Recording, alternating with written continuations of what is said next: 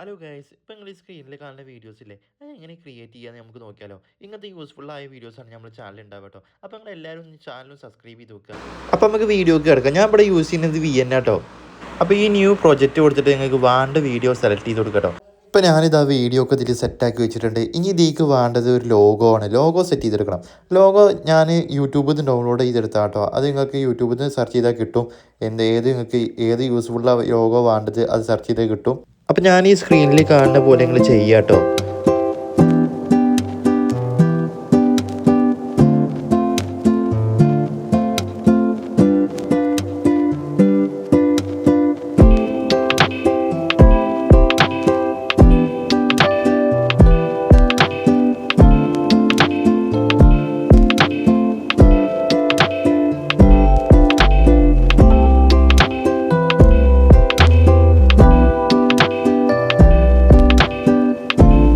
ഇപ്പം ഞങ്ങൾക്ക് വേണ്ടത് ഞാൻ കട്ട് ചെയ്ത് എടുത്തിട്ടോ.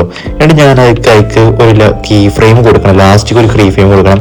അത് കീ ഫ്രെയിം ലാസ്റ്റ് കൊടുത്തിട്ട് കറക്റ്റ് നല്ല ചെറുതാക്കിയിട്ട് ആ കാറിന്റെ ലോഗോന്റെ അവിടെ കൊണ്ടുപോയി വെക്കാം കേട്ടോ.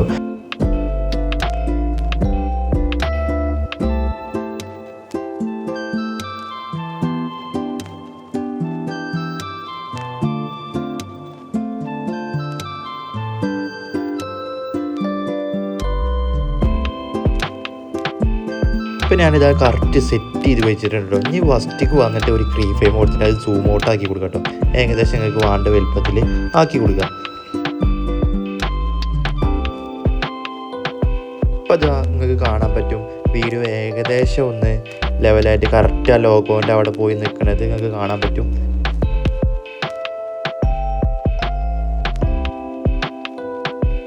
അപ്പോൾ ഇതാ കണ്ടോ, ലാസ്റ്റിക്ക് ഒരു ചെറിയൊരു ഫിനിഷിങ് പ്രശ്നമുണ്ട്. അതിക്ക് കറക്റ്റ് ലെവലിൽ നിൽക്കണത്. അപ്പോൾ അതിന് വേണ്ടിയിട്ട് നമ്മൾ ഒപ്പാസിറ്റി കുറച്ച് കൊടുക്കുക. ലാസ്റ്റ് കീ ഫ്രെയിമിൻ്റെ അവിടെ ഒപ്പാസിറ്റി കുറച്ച് കൊടുക്കുക. അപ്പോൾ കറക്റ്റ് ലെവലിൽ നിൽക്കും അത്. കണ്ടോ, ഇപ്പോൾ ഒപ്പോസിറ്റ് ഞാൻ കുറച്ച് കൊടുത്തപ്പോൾ അത് കറക്റ്റ് ലെവലിൽ അവിടെ നിന്നു. കറക്റ്റ് ലെവൽ ആ ഫിനിഷിങ് കിട്ടി നമുക്കിപ്പോൾ.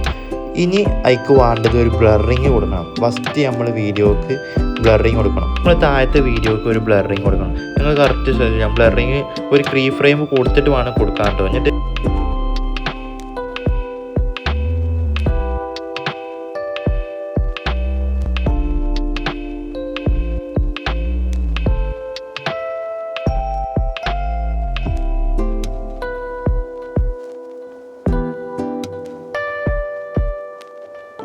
ഇപ്പം നിങ്ങൾ കണ്ടില്ലേ, നമ്മൾ ഫസ്റ്റ് ഒരു കീ ഫ്രെയിം കൊടുത്തു, എന്നിട്ട് ബ്ലറിങ് കൊടുത്തു അതിൽ.